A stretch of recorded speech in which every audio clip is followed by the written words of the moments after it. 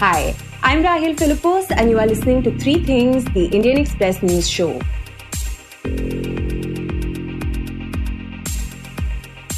In this episode, we talk about India successfully launching a satellite for its very own navigation system. We also talk about how Rohingya refugees are trying to revive their language by teaching children their script. But first, we give you an update on the ongoing wrestlers' protest. On Sunday, some of India's top wrestlers, led by Olympic medalist Bajrang Punia and Sakshi Malik and World Championship medalist Vinesh Phogat, were detained for hours after they carried out a protest march towards the new parliament.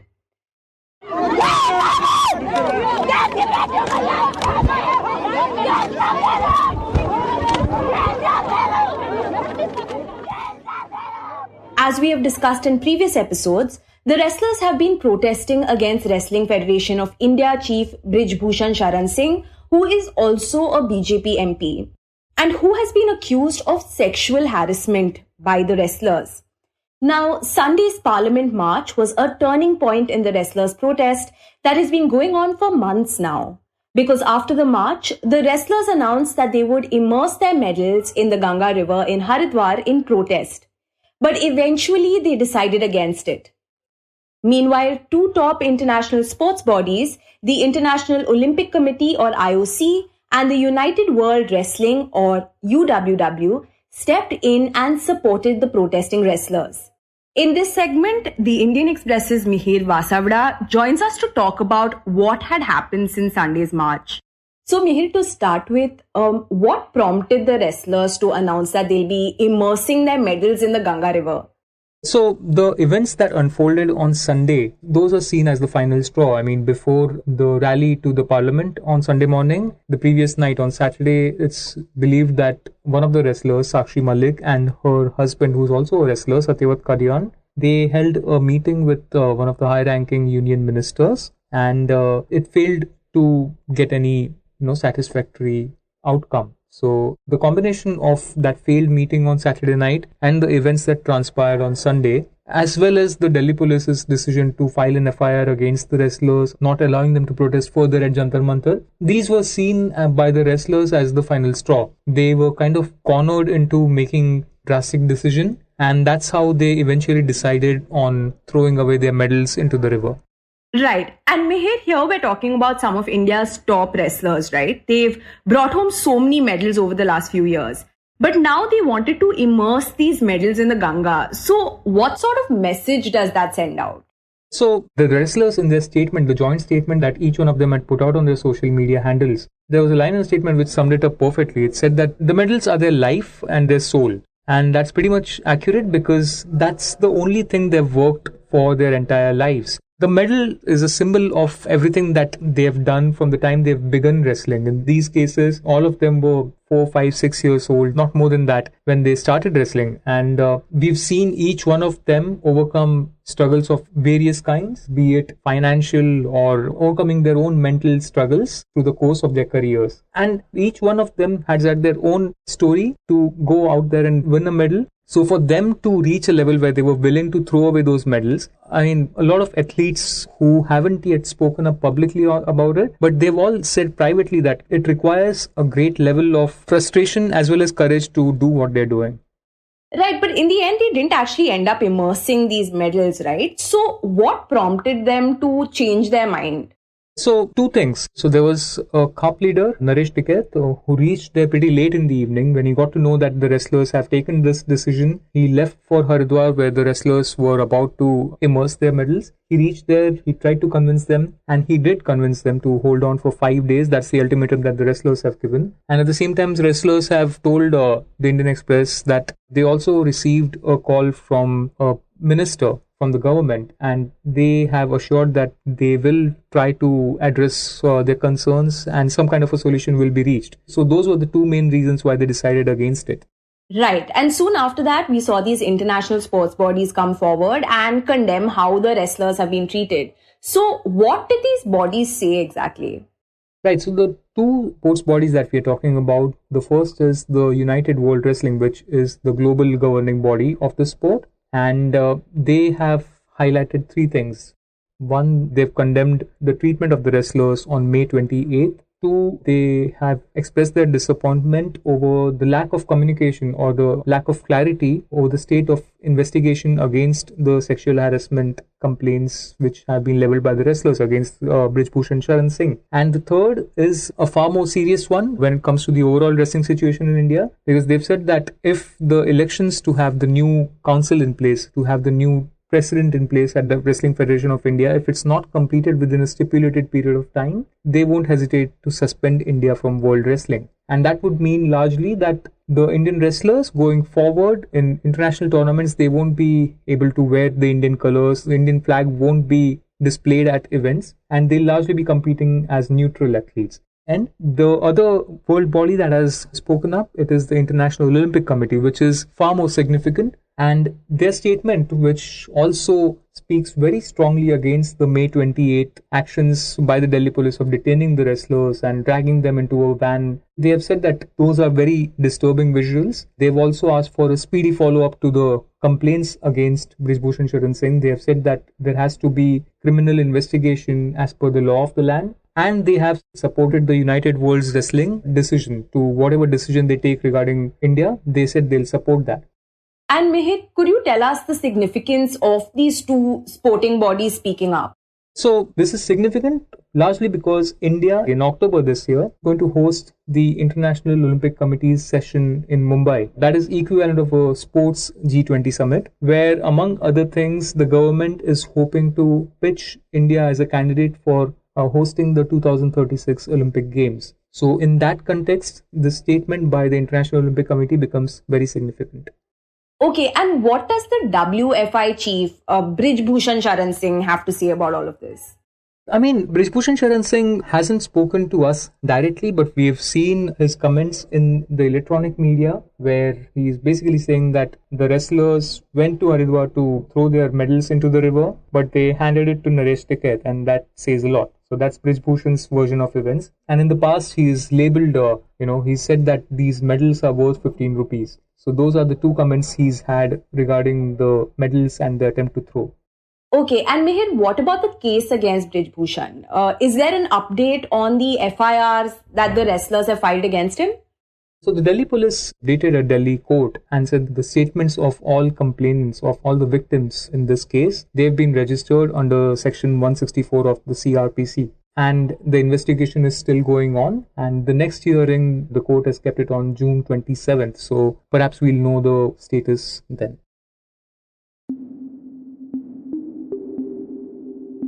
And next we talk about NavIC satellites. For some time now, the Indian Space Research Organization has been trying to successfully build its independent standalone navigation satellite system called NavIC, which stands for Navigation with Indian Constellation. The idea was originally approved back in 2006, but has been in the works ever since. For instance, in 2021, ISRO had launched NavIC's first generation satellites, but some of them had failed to do their job.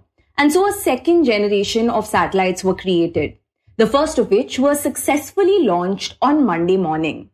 To know more about NavIC and how a regional navigational system will help India, my colleague Utsa Sarmin speaks to the Indian Express's Anonna Dutt. So Anonna, can you begin by explaining to us what are NavIC satellites? So basically NavIC is a 7-constellation system which is like an Indian regional GPS. It gives you the location services and synchronized time, mainly location, but so it works over the Indian landmass and 1500 kilometers around the main landmass. Okay, so GPS is one big function, but what will be the other uses of this system? For example, you have written that it will help fishermen. So could you tell us how will they benefit from NavIC? So one of the first applications developed with the NavIC satellites was like giving the fishermen information about where in the sea they could actually get a better haul. So they have receivers which fishermen can carry on board their ships when they are going fishing, and that gives you information on precisely where the fish are, which helps increase their haul. Then it also gives you warning for any cyclone or any wind activity that is supposed to happen, which also keeps the fishermen safe. So they come back to the shore whenever there is a warning of cyclone or anything. So those are important things. Then NavIC is also being utilized for infrastructure development. And now a lot of people, with the systems becoming more robust, a lot of people are making applications based on the system. And since 2019, a couple of chipsets have included NavIC receivers in their chipsets, and they can get the NavIC signal. Right, and we are talking about this today because ISRO recently launched the second generation of the NavIC satellites. So could you talk about some of the key features of the satellite?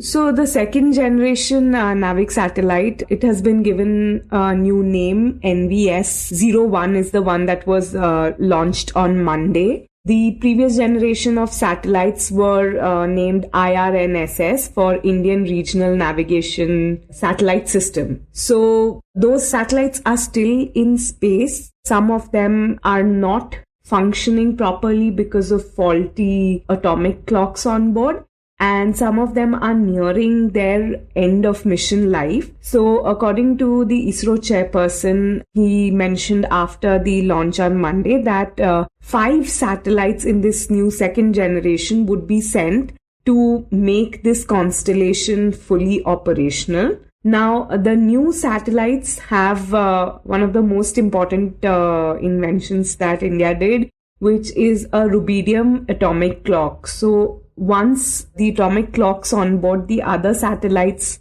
started becoming faulty or stopped working at all, the Space Application Center of ISRO took upon it to develop its own atomic clock, and we did, and it has been fully tested, and this is the first time it's flying aboard a navigational satellite along with other atomic clocks. So we'll get data from both.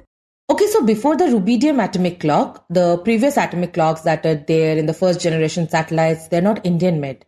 No, those were purchased from other countries.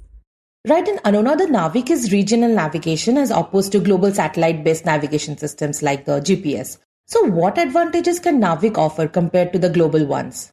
So there are right now 4 global navigational satellite systems. One is, of course, the GPS, which we are most familiar with. But Russia also has a system called GLONASS. Europe has one called Galileo. And China has a system called BeiDou. Of course, the Indian system is only meant for navigation over the Indian landmass and surrounding areas, which people might think is not a benefit when it comes to, comparing the two systems. But it actually is, because even though it's just meant for this landmass, the accuracy is much better with, say, NavIC signals.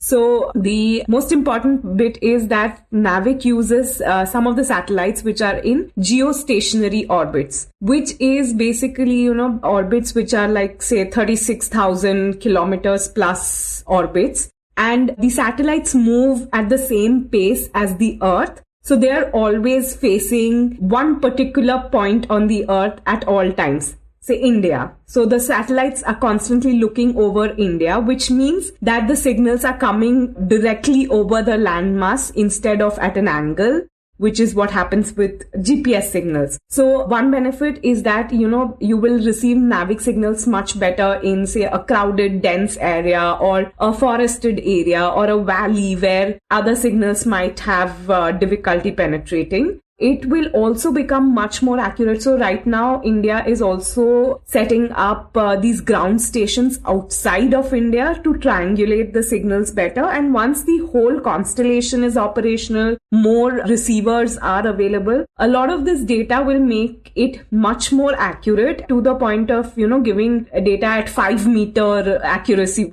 5 meter is literally the length of a car. So you can precisely say where your car is, and this is with the open civilian signal, not the restricted signal, which will be much more accurate. GPS accuracy is about 20 meters in comparison.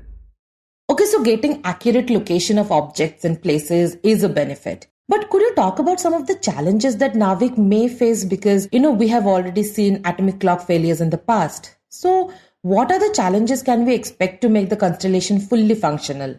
So right now, of course, the main thing would be to make the whole constellation functional, because quite a few of the satellites right now are not able to provide location data. So when we talk about satellite-based navigation systems, they actually, to detect location of an object, say a car, the satellite would send a signal down to the car and measure accurately the time it takes to receive the signal back to it. So that time has to be very accurately calculated with the help of atomic clocks. So if the atomic clock doesn't work, the location is not accurate. So right now, a lot of the satellite, not a lot, but quite a few of these first generation satellites aren't able to give the location data because the atomic clocks are faulty. So that has to be rectified. Then at least 2 of the satellites are nearing the end of life by next year. Of course, once we launch all the replacement satellites, that would be taken care of. And then we have to create an ecosystem where companies are motivated to install the NavIC chipsets in the devices, whether it's phone or personal trackers or any other navigation system. There has to be an ecosystem where startups are, say, more encouraged to develop apps, etc., based on this NavIC data. So that has to happen for it to be fully functional.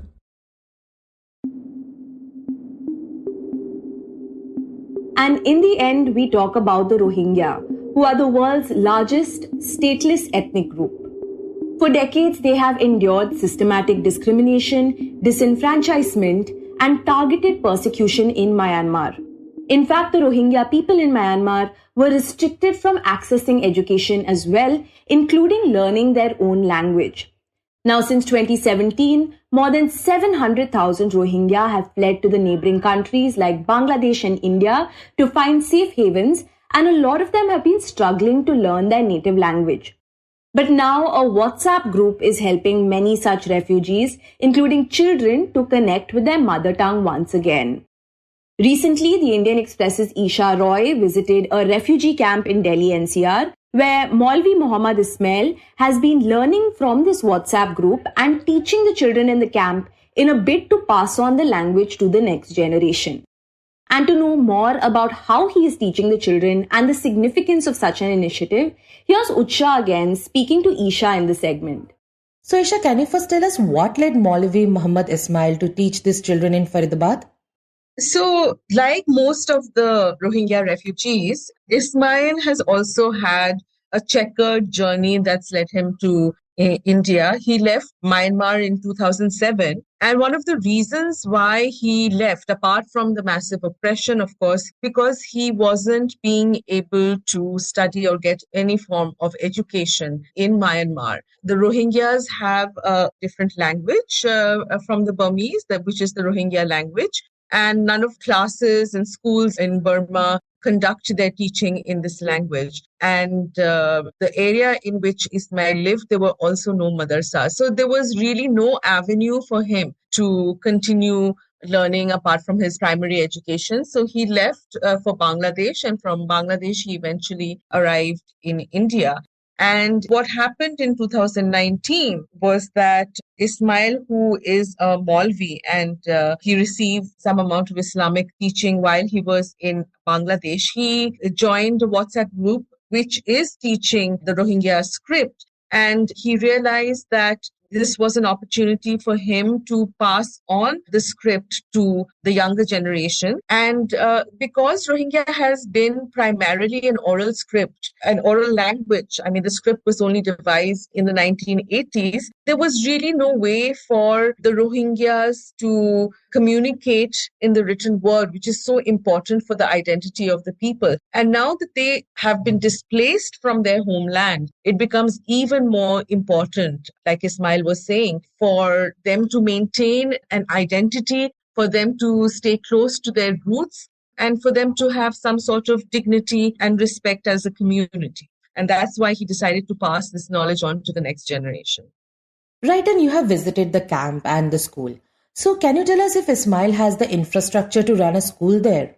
No, it's actually been very difficult. If you go to this camp like I did, it is in absolute squalor. It's in the middle of a garbage dump. So there are these makeshift huts which have been constructed with tin sheds, with cardboard, with, woven bamboo. And in between these huts, there are piles of garbage. And there are open sewers. It's in a horrendous condition. And as you enter the camp, right at the entrance, on the edge of it, Ismail has built a small little one-room school. And the Rohingyas, one of their traditional crafts and expertise is weaving bamboo. That's what they used to work with in Myanmar as well. So he managed to get bamboo from somewhere and he wove the walls of the school, and they have a cardboard ceiling. And through NGOs and through people who have been helping, he's managed to get a small little blackboard. And that is what he uses to teach the children. And a lot of the things, for instance, the little fan on the roof of the school, they salvaged from the garbage dump nearby. So they are really short of resources. And it's just a miracle that he's running the school to begin with. And Esha, are the children eager to learn the Rohingya script? Because, people who have been displaced, they generally have to learn the dominant language of the country or the place that they're allowed in. Yes, they are. They're actually learning the Rohingya script for the first time. So they're just picking it up right now. However, they can speak Hindi. Maybe not fluently, but you're quite right. They have picked up the dominant language of the area. As a matter of fact, if you go to the other camps, the older generation and the adults in these camps, who most of them are not really literate, they all know how to speak Hindi, apart from being able to speak Rohingya. But the big drawback is that they are unable to write. And there have been many studies that have shown that the learning of the mother tongue is imperative for the education and the development of the child. Like a child does better in other subjects on the back of knowing their mother tongue. So for this displaced community to be so severed from something as important is quite tragic. But the children have been very eager. Right, and all of this started with a WhatsApp group which helped Ismail to learn the language and teach the children. So tell us how this WhatsApp group is helping Ismail doing that. So basically, to take you back to the history of the Rohingya language, this is an oral language. But in the 1980s, there was a gentleman named Muhammad Hanif who devised a script. But because the Burmese government never encouraged it, the script never really took off till recently, when in 2019, a gentleman called Muhammad Noor decided to digitize the script so that the script can now be used on smartphones. It can be used for emails. It can be used on all digital platforms, which is such a huge advantage. And because of this advantage, the various elders of the community who live across countries, and they launched something called the Rohingya Zuban Online Academy. And this academy is essentially, it's a WhatsApp group which has about 400, 500 users of teachers who log on to this group, and they are sent, lessons, video lessons are sent to them. And portions of the script are sent to them, text is sent to them, textbooks are sent to them, all on WhatsApp. And then the teachers learn it themselves. Like Ismail took a month to learn the 28 letters of this newly developed script. So the teachers learned it through WhatsApp and then disseminated this information and the knowledge to the children they're teaching. As a matter of fact, another teacher I spoke to called Hafiz Abdullah works in Mewat, which has about 10 Rohingya camps, and he teaches children in 3 of these Rohingya camps, a far larger number, around 150 children. And he said that last year, the academy now runs a 6-month Rohingya learning certification course. And last year, wherever the Rohingya communities are, 1,000 children were issued these certificates. So technology has really changed the game for this persecuted and displaced community. And Esha, can you tell us the significance of such a WhatsApp group and teachers like Ismail and Abdullah?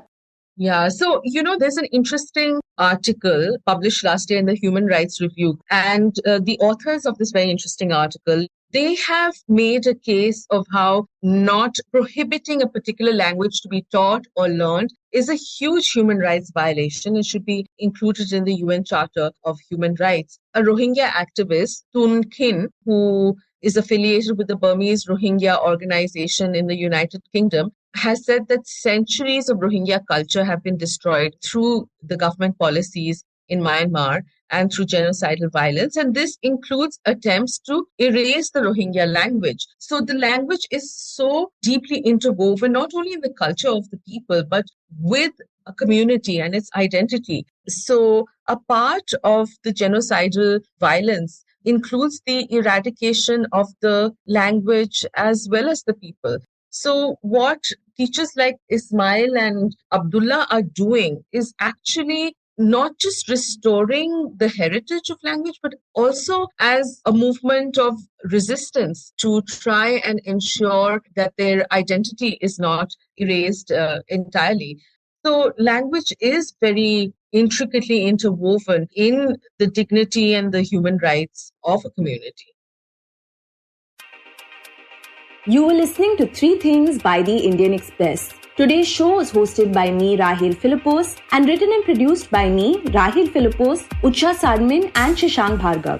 It was edited and mixed by Suresh Pawar. If you like the show, then do subscribe to us wherever you get your podcasts. You can also recommend the show to someone who you think will like it, share it with a friend or someone in your family. It's the best way for people to get to know about us. You can also tweet us at Express Podcast and write to us at podcast@indianexpress.com.